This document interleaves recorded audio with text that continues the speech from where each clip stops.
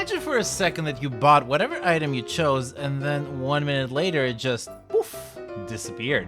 We've made a special mod that makes it so that Eternus players can only rent items, not buy them. The prices remain the same because, of course, I am incredibly unfair. You gotta keep 800s for 1 minute, 1600s for 2 minutes, 3200s for 3 minutes, and 6400s for 4 minutes. So, can 6 rentoid Eternus players beat 6 land chat initiates? Let's find out.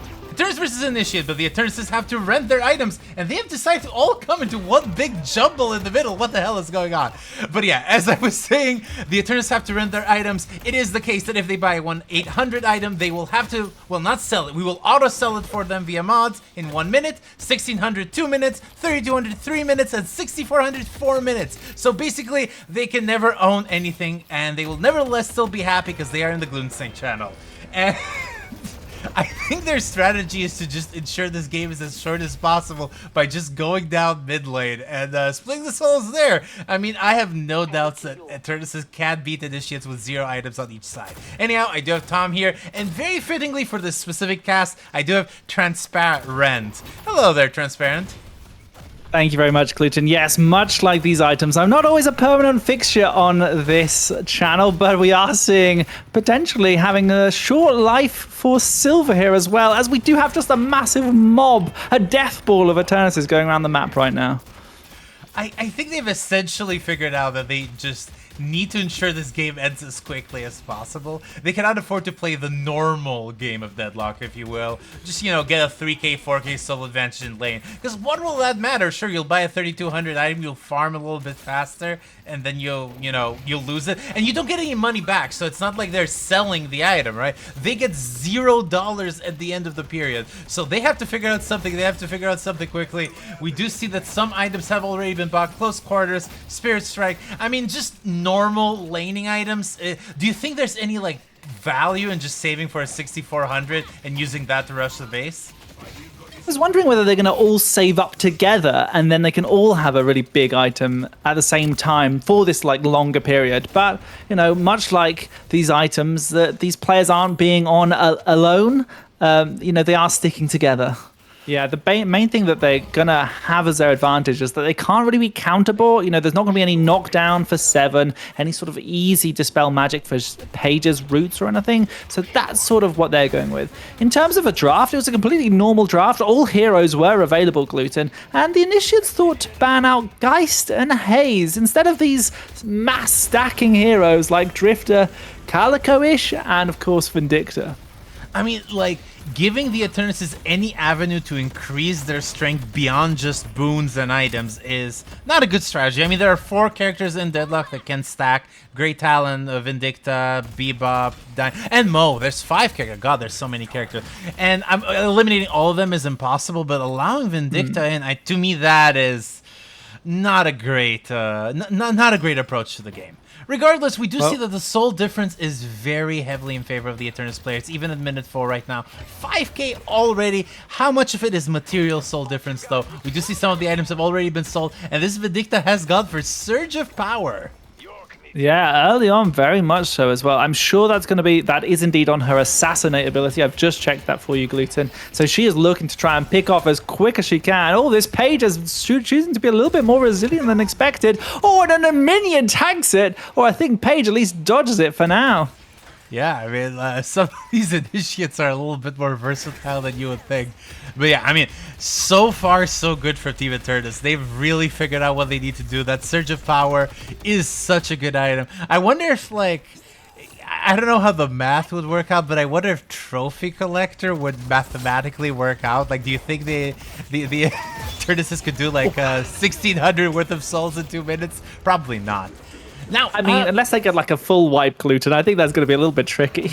Yeah, I guess. I mean, I don't know. I wouldn't discount the Eternus being able to do that. But as we say that, the first kill comes in from Team Initiate. The Calco count out a little bit out of position. Graves can do a lot of things, but she is relatively easy to pilot for an Initiate player. And I am not like, I'm not surprised that Graves is the one to get the first pick. Ooh. We have Transparent. What are you thinking about the game so far? I mean, it's interesting to see what the Eternuses are doing. Some of them are holding on to they're buying 1,600 items while they still have 1,600 available, so they can like maybe buy that same item again, trying to just use it as like a little bank, keeping their money stored away under the mattress before they have to pay the landlords that is the initiates. But yes, I mean, oh, very good parry there. Is it going to be follow-up? I mean, these initiates are managing to do something here, but the Eternus Onslaught is just so powerful, getting pick after pick after pick after pick. But there are cracks on the armor of the Eternus. That soul difference, which seemed so massive in the early game, was like 5k. Well, again, now 5k, but, you know, hasn't drastically increased yet. Like, how do you evaluate the greed matrix for these Eternuses? Like, do they will eventually have to buy some items? Yeah, surely, especially because they're not going to be getting to those item spike places without getting like 6.4k souls. You know, they're not going to have the spike in vitality that often keeps you up and alive, especially in the early to mid game where you really want to be able to do things. And we see Silver here dancing around these Eternuses as much as they can, turns into the wolf form, but is only going to be able to get away and not put any further pressure on, I believe. Yeah, I mean, yeah, this is going to be a very interesting discussion to see what sort of items you'll need to buy. And my intuition is that you just buy monster rounds or something like that on repeat and keep the waves pushed. Do as much farm as possible. Monster rounds is... I want to say, maybe this is controversial. Do you think monster rounds is the best 800 item? It might be. It just might be. A lot of people might say extra regen, but I don't think it gets the value out there post this sort of laning phase, post a little bit of patience. There can't be any patience in this. They are on a clock, Gluten, so maybe you're right. Monster rounds will be good. And we do see the Eternuses, or no, this is the Initiates pushing onto a Guardian. Yeah, the Initiates have already secured the Guardian on lane number 3 and lane number 2. I mean, the Initiates are actually pushing despite the massive soul difference. As a reminder, 8k doesn't matter if you've already spent 8k in rentals. This is like gold stake Balatro, I have been told. Yeah, they need to be, you know, keeping that pressure on as much as they can, but also timing it for when the Eternuses have not got their items around. But good dodge here from Mirage. They're going to be able to buy a little more time, but are quickly chased down. And I do like what they're doing here. You know, this Bebop's going to be forcing the fights when they have to. They're potentially, importantly, prioritizing slowing Hex and might want to just keep buying that on repeat. Oh, and they get another hook on this page, knocked back, and they've got the ulti available should they need it, but oh, with a cheeky parry, Bebop doesn't get the kill, but Ivy is sure to follow up. Yeah, I mean, this Bebop is being very aggressive with punches. I understand. You know, you do punches for the first 5 minutes of the game, and the Initiates just never, ever parry. And then they realize, oh, just parry next to the Bebop automatically. And it works, right? It's good behavior. But yeah, I mean, like, one big problem, which we're seeing actually right now, is that the Walkers have insane amount of resist. Now, if you have a 15k soul advantage normally, you would also have, like, 50k more gun items. And you'll be able to shred that resist regardless of, you know, what minute of the game it is. But right now, those Walkers are just fully resistant because there's no gun spike, there's no anything here. Yeah, I mean, the other thing as well is that those late game boon upgrades, the third tier, the one you spend 5 boons on, is often an increase in scaling that really helps a lot when you've got lots of spirit items, when you've got lots of gun items. But without that, anything to scale off, it sort of doesn't do anything. So we're seeing a bit of a wide pool of spending boons here from the Eternus players as well. And I like the Calico pickup, especially Gluten, simply because she's got that ability to get more souls from those assassinate takedowns with Leaping Slash. Yeah, and I mean, again, one of the biggest advantages of fighting with Calico is if you fight people who are much lower HP than you and can be easily picked, and that usually describes Initiates to a T. Regardless, right now, of course, the Walkers of the Initiates are fairly bruised, but they are hanging on despite the 20k soul difference. The items will be demonstrated right here. And again, now the Initiates actually have some items. Some of them have even reached their spirit spikes. Yeah, I mean, we've got Surge of Power bought twice here. It seems to be like that short value item that the Eternuses are prioritizing. Drift are getting a lot of it from it, and they're managing to get a melee off onto this Apollo as well. Apollo desperately trying to deflect, but we see the Drifter just keep churning through, trying to get through the HP bars of these Initiates, and they get a little bit of damage, but they are still just hungry for this Walker. I mean, yeah, the walkers are important. Surge of Power, even more important. It makes perfect sense. Surge of Power gives you a couple of things that you love. A, it gives you a whole bunch of spirit with 1 item investment. B, it gives you the ability to not have to be, you know, when you shoot a gun, it slows you down in Deadlock. So not having that means that you can chase a little bit better.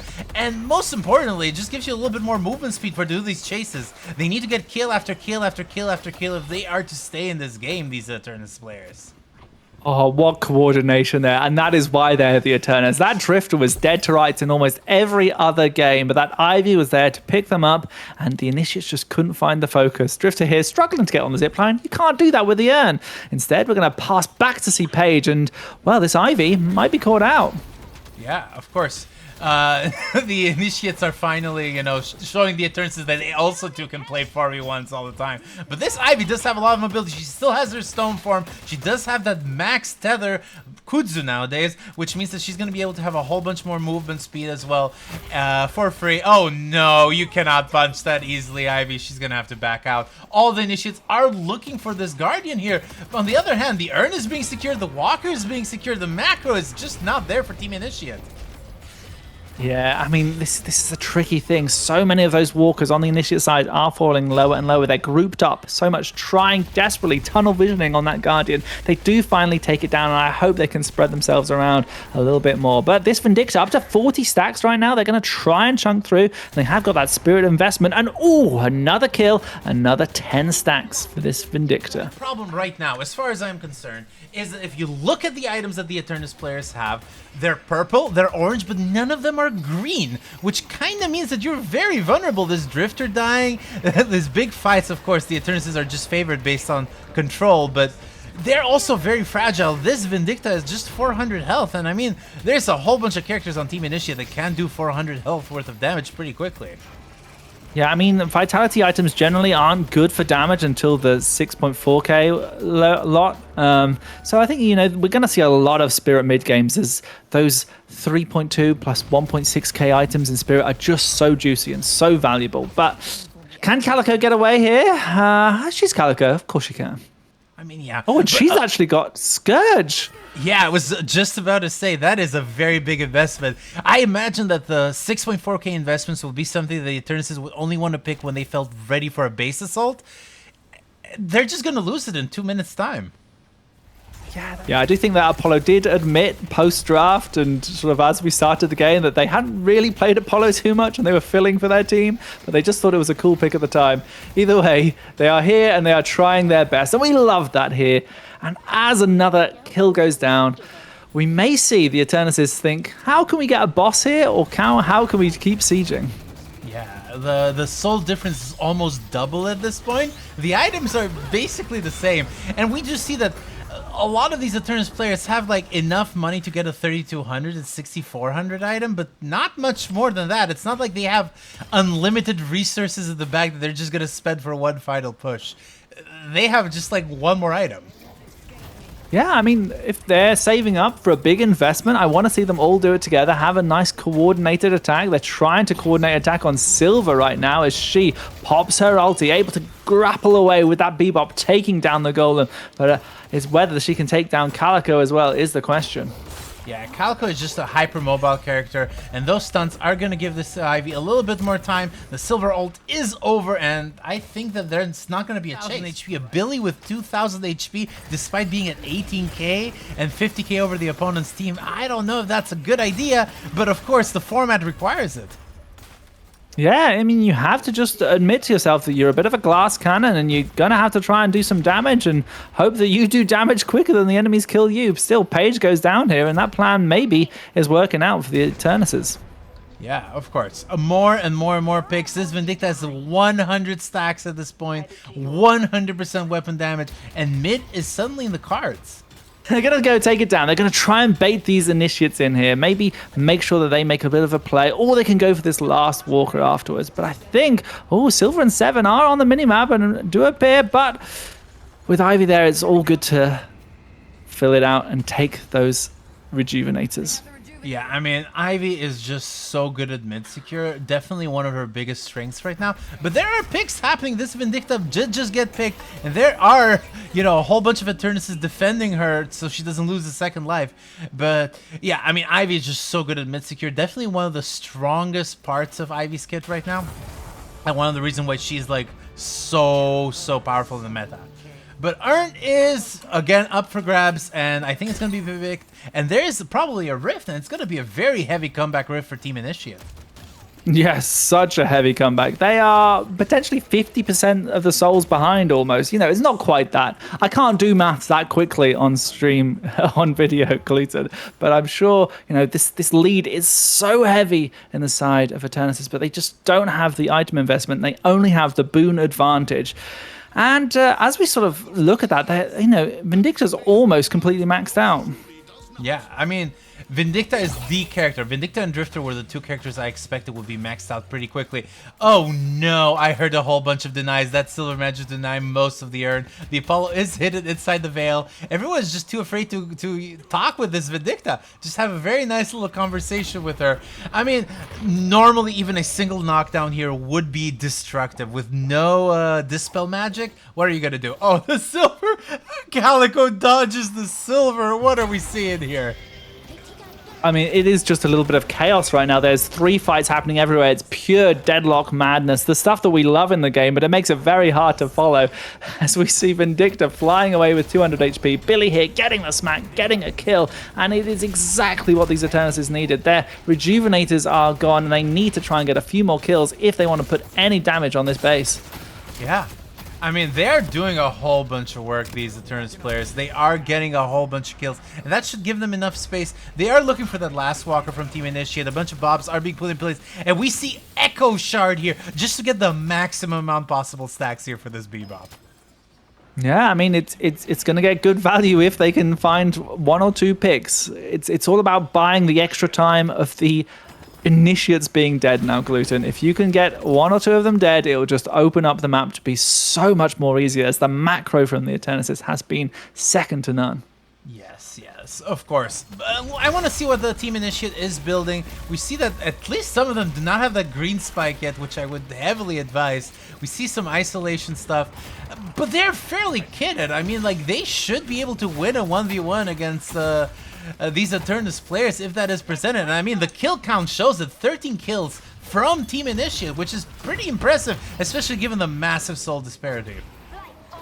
Yeah, there's a big fight, though, happening right now. Calico desperately trying to swipe away. They almost get this Graves. They're going to be chasing them down. Then they do get parried. Graves with the MVP here, absolutely stopping that Calico in their tracks. Yeah, and I mean, the Eternus team was playing it perfectly. If you are in a Rift situation like that, where you're 70k souls up, you want to fight anywhere on the map other than the Rift. The Rift is just going to give the Initiates so much resist. But those 12 minions, or 15, now I think it's 15, I don't even know how many it is, are going to be wiped out by 2 bombs, right? No, not at all. There's just more and more waves of these folks, and I mean, they might be looking for a walker here, our Initiates. Yeah, these big minions are big and tanky. Paige running around, but we see Vindicta finding a couple of snipes, and that's more than enough to scare these Initiates away. Billy as well, putting on the pressure on the ground as those people duck below there. Vindicta's dropping down, looking to get that snipe, but Mirage was not the target this time. Yeah. Vindicta is just so vulnerable. Again, the fact that she keeps having to rent and sell her items is just proving to be really bad. With no surge of power here, even just that rapid recharge, she just gets a lot of snipes. But what can she do other than just wrap up stuff that her teammates finish up? But like, who is finishing up people exactly? Calico? Calico's at 400 HP. She's pickable. Now, this 7 has had a little bit of a trouble, especially as Bebop Hook comes in. They are starting to fall lower and lower, but we can already see that their zoning power is getting to be significant enough that it's scary that, you know, the Eternuses have to take their time. They have to think before they engage into the 7 now. 70k soul difference, and a 7 can be just so much of a trouble despite being in the team that's 70k souls behind. This Calico does have that Arctic Blast, and that Arctic Blast can be just so valuable in these team fights. Being able to freeze these Initiate players means that you just can get some headshots and do a little bit more damage. That extra damage from headshot matters a lot in these sort of games. But right now, the big assault is happening on this walker, and Vindicta is behind enemy lines. Yeah, you know, not known for her espionage techniques, but I guess, you know, anything that happens and works, Silver gets taken down. There's a mess of a fight, but Drifter, with those 54 stacks, looking to make it a little bit more. Seven desperately trying to peel away, but they will go down as well. Yeah. Again, that's 3 Initiates that are down, 3 Eternuses that are down. These Eternuses are just a lot more fragile than you would think, and they're just gonna die. Oh my god, the Mirage Scarabs are too strong. The assault is here on this walker. It is the Eternuses being assaulted despite the Initiates being 70k souls down, and we just see a massive 7 ult in the sky. That is gonna mean that the Initiates are gonna have enough time to push, but is there gonna be any follow-up? I just don't see the walker losing any damage. No, Seven doesn't quite have any escalating exposure or any sort of resist shred on his ult just yet, so is just getting called out a little bit. They do pop the refresher though, something that maybe the Eternuses weren't expecting, but a great slam down from Ivy. She knows exactly how to stop that, and the 7 does go down, and they still withhold on this walker. Yeah. Of course, this is going to be like the crux of the defense. If you cannot defend here with 15% resists and a massive soul advantage, you cannot defend anywhere on the map. So the Eternuses know very, very well that this is going to have to be their last big stand. The savings are just not materializing for Team Eternus. I mean, I look at all the scaling, but this Vindicta only has 19 souls in the bank. That is not going to be enough to buy like a emergency 64k item, 6400 item just to like push the bases. Look, sometimes your washing machine breaks and sometimes you lose your items, and there goes your deposit on your rented extra charge. I don't know what she's renting these days. Either way, these Initiates, they are doing a good job though, and they are keeping, and that obviously with Vindicta going down, maybe they can break through here, but it's still so scary when you know the person on the other end of this bebop is an Eternus player. Yeah, I mean, like, this is the very big fear.